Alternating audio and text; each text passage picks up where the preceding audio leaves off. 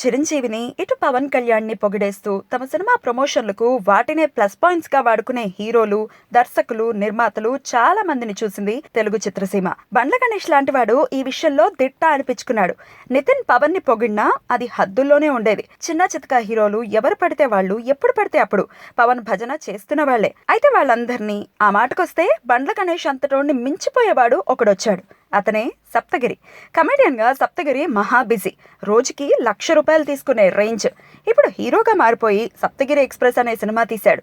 ఈ cinema audio function కి power star Pawan Kalyan అతిథిగా వచ్చాడు. పవన్ ని మెప్పించి ఈ కార్యక్రమానికి రప్పించడంలోనే సప్తగిరి తెలివితేటలు భారీ స్థాయిలో బయటపడ్డాయి. ఆడియో వేడుకలో సప్తగిరి ఇచ్చిన స్పీచ్ చూస్తే మెగా భజనగాళ్లకు కూడా దిమ్మ తిరిగి మైండ్ బ్లాంక్ అయిపోవటం ఖాయం. ఆ రేంజ్ లో వేసుకున్నాడు సప్తగిరి.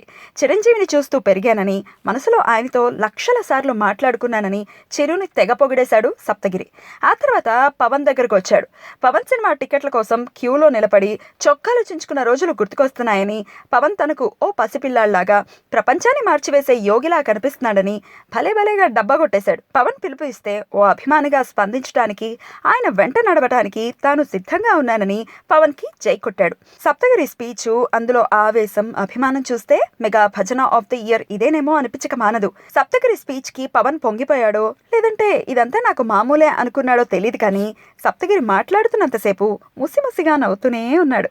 మొత్తానికి సప్తగిరి స్పీచ్ అయితే మెగా ఫ్యాన్స్ కి, అందున పవన్ అభిమానులకి పిచ్చి పిచ్చిగా నచ్చేసింది. సో వాళ్ళ ఓటు సప్తగిరి ఎక్స్ప్రెస్ కి అన్నమాట.